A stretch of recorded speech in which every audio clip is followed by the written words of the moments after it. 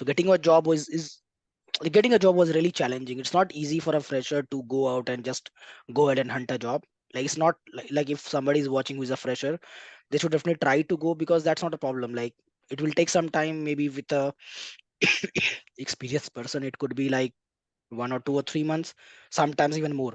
And with a fresher, it could be also 1 2 months, and sometimes could be 6 to 7 months, which in my case it was 6 to 7 months.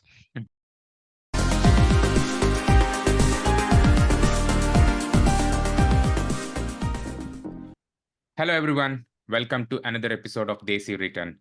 Today, I'm excited to have Harshit on our show. Harshit went for his master's to Ireland, spent close to 3 years, worked there before deciding to move back to India.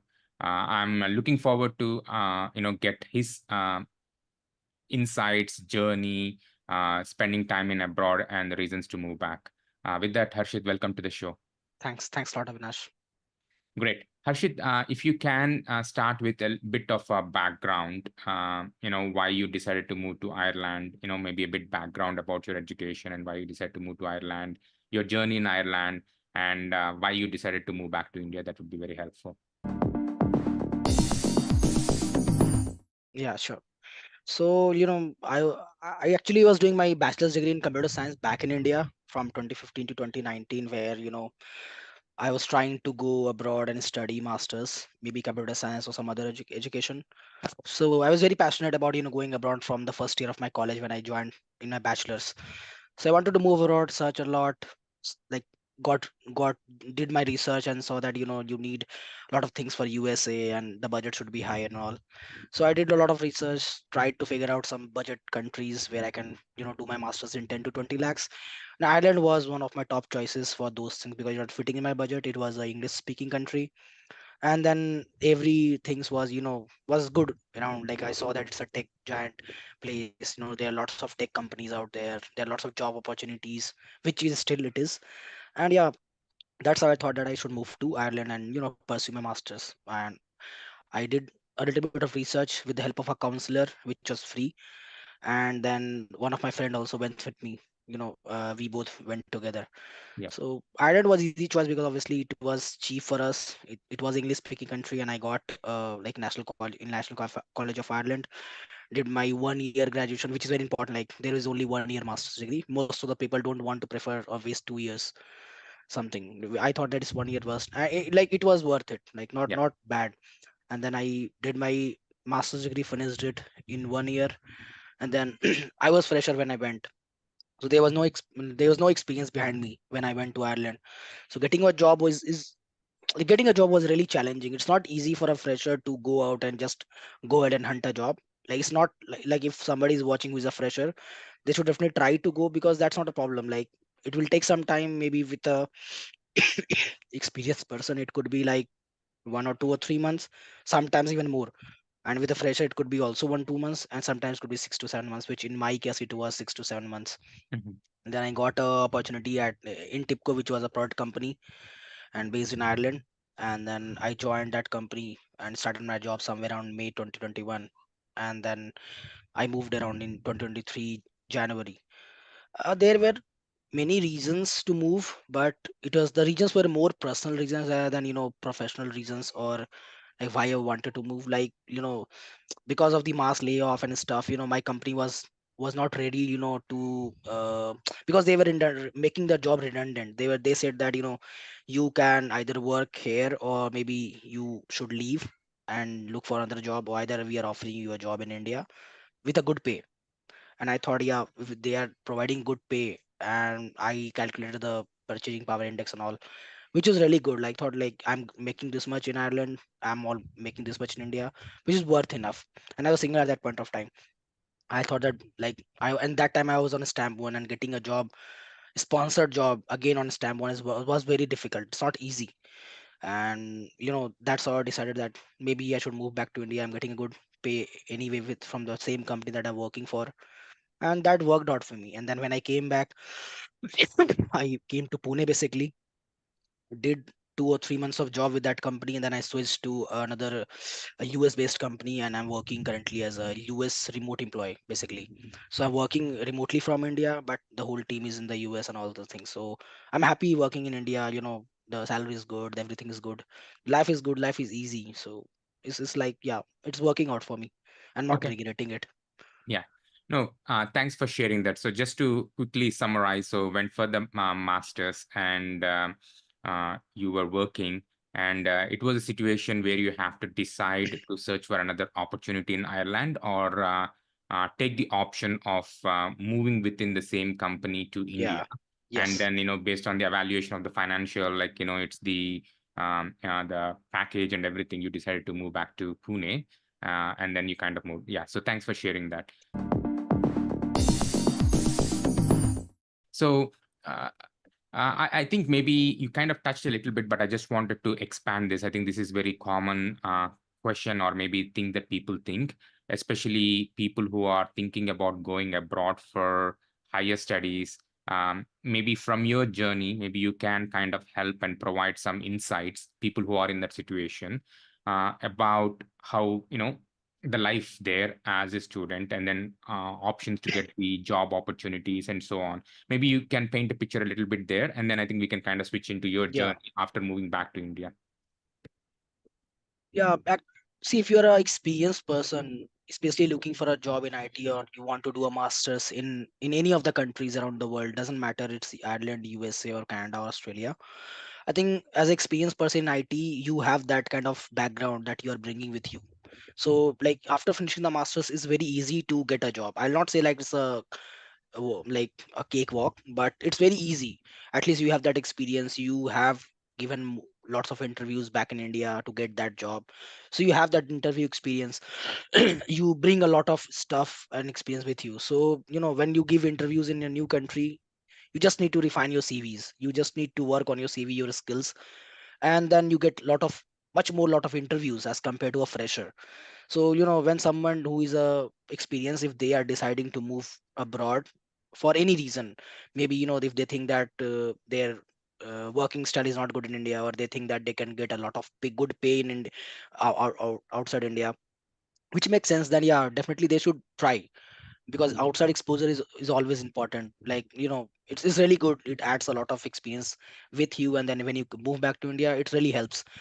But there is a catch here. When suppose experienced person who is making around 30-40 lakhs in India making a move back abroad just because you want to go abroad and live, makes sense. And I think that is only the reason people should go. If they are looking to get maybe 1 CR in USA, or maybe 60-70 lakhs in Ireland, financially things will not change much. Like things that we can afford in India with that kind of salary, I would say that you can afford maybe less there, in even in like twice or thrice kind of salary. So if just for salary wise somebody is looking for that, I can earn a lot, maybe you can save more when you are going abroad. Because if you're single, if you're married, or if you have children, then again it's very difficult. If you're single and you want to go abroad just because you want to get better salaries or more salaries, I think that doesn't make much sense. If you're earning that 30-40 lakhs in India, if you're earning less, like 10, 12, 5, somewhere around that, then it's fine, even as an experienced person. But things change a lot when you are a fresher, because I think especially in IT, it's like if you go study and do your masters in, especially in IT, in computer science, or any kind of related tech, what do you call, masters, Master. then obviously then you can get a job, but it's not a easy one. As compared to experience, I personally experienced that the interviews are very less. You get lot of less opportunities. The waiting time is a lot, because there are lots of experienced and non-experienced people who are hunting same kind of jobs. So it's hard for a fresher without any experience to get a job abroad. But it's not impossible. Like I did it, obviously it took me 6 to 7 months.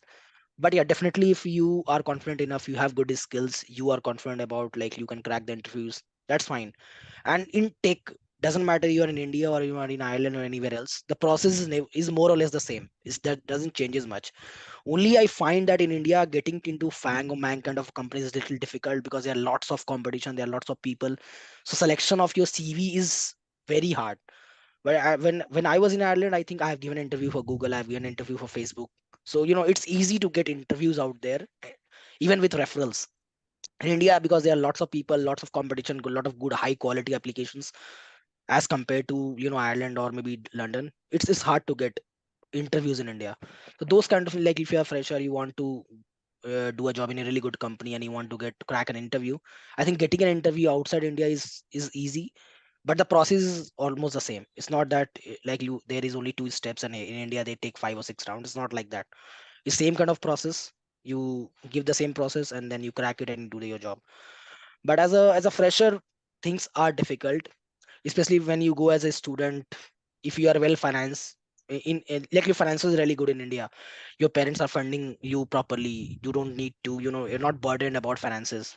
It's a easy, like, you can either go do a part-time job, and getting a part-time job is, I'll not say difficult or it's hard. It's like if you want to do a part-time, you can get a part-time.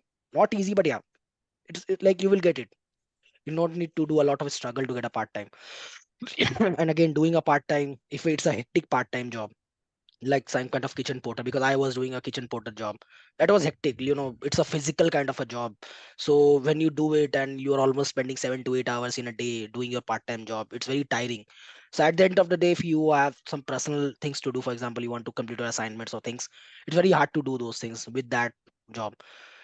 And then again, 1 year almost you pass, you complete your masters, you want to apply for jobs. I think it's easy to, it's good that you leave your part-time job and focus on your full-time job, because that will help anyway. You need more time for preparation, all those things.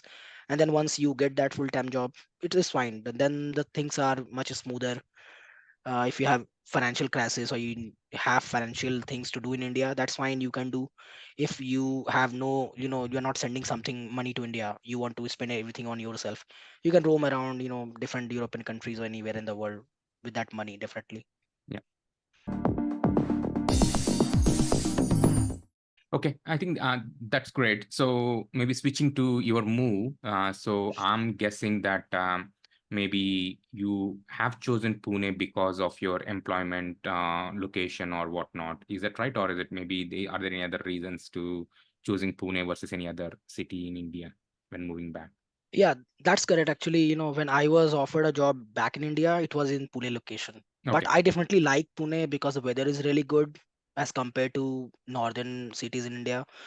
The It's not that hot, sure. and the air is good. Things are good in Pune. It's not like Bangalore is little crowded. Even Pune is crowded, but again, it's not almost the same. Weather is good, then things are very developing in Pune. So I think that is the thing that I chose here. Sure. And then where does your family live? Like, is it close by or yeah, just curious on that because that's a common Uh, question for the people who are yeah. returning back to India about the family. No, actually, my hometown is Patna, Bihar. Yeah, So my family, my like friends and like my siblings also, they all live in Patna. So I and my wife live in Pune. got it. So I know you kind of touched a little bit about the opportunities, at least on the FANG and some of these companies, right? Between in abroad, like European, like Ireland and other places versus India. Maybe from your experience working, for a couple of years in Ireland and here, uh, how is the opportunities for somebody who are thinking to move back or graduating or whatnot, right? I think the opportunities in terms of the jobs or career growth in the IT, especially who is in their early career side. What's your take or insights in terms of the opportunities there? Like, you mean to say like fresher moving abroad of they're Uh, coming back to India? this is more of a career opportunities for a fresher in India versus a fresher in abroad, right? So whether it's an European or a US, in terms Okay. of career growth, in terms of getting a job in a good company and so on. I think you kind of a little bit touched, but you Yeah, work on both sides. I just want to get your thoughts on that. yeah. I've not worked as a fresher in India, so I just cannot comment a lot on that. But what I see with my friends' experience or with with seeing in the family and all, if you are from a top tier college in India, it's a smooth walk. It's not that difficult. The pay that you are joining for a first company is really good, as compared to any tier 3, tier 4, tier 5 colleges in India. But you are coming from those kind of colleges. it's hard because the starting salaries are low. I would say in 2024, 30 to 30, 40,000 doesn't make up even you're living in Bangalore or Pune or Hyderabad. I think with that kind of salary, it's very hard to live. If as a single, maybe you have to do a lot of compromises. I believe, maybe you can save a little bit, but again, you just cannot blindly spend your money and do your saving, do your invest the money in SIPs and all those things. It's hard basically. But when you are living abroad and you are a fresher and you get a job with that kind, I think they give you a good pay. What good pay I mean is like obviously that is not great in their capital in their terms. For example, in Ireland, if you're a fresher, you can expect somewhere around in IT from 35 to 40k euros. That is somewhere you can expect as a graduate program role in Ireland or in London. With that kind of money, I'd not say it's very great money out there, especially but obviously it's much more money as compared to India's 40k or 30k. And with that kind of money, if you're single, you are spending okay. If it's living expense, and maybe you can expend half of the money or maybe 60% of the money living out there. But again, that 40% that you're saving is significant amount of savings. For example, when I got my job in Ireland and I was not sending money much to India, I saved more than 20-25 lakhs in 1.5 year. And then again spending on good terms.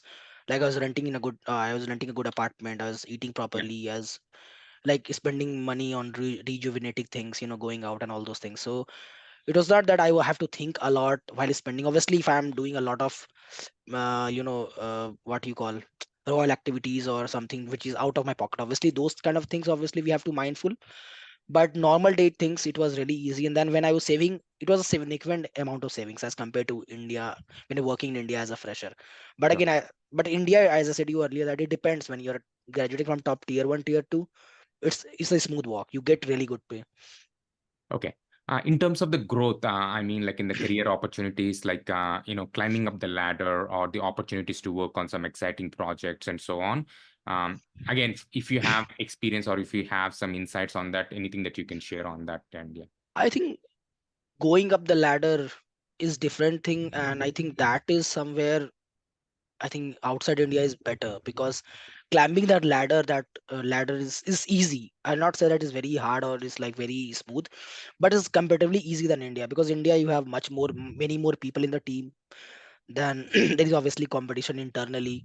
So even if the person who is doing really good, climbing up that hierarchy and then moving into a manager position, all those things is it will take definitely 5 to 10 years. But there, I think if even if you're a fresher and you do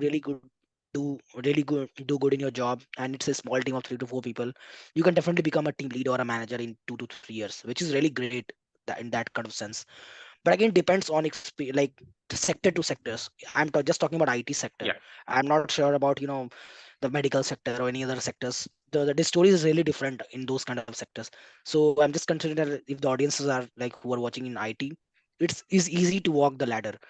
But when you talk about projects and exposure, it depends totally on the company you are joining. Is depend on what kind of team you are joining.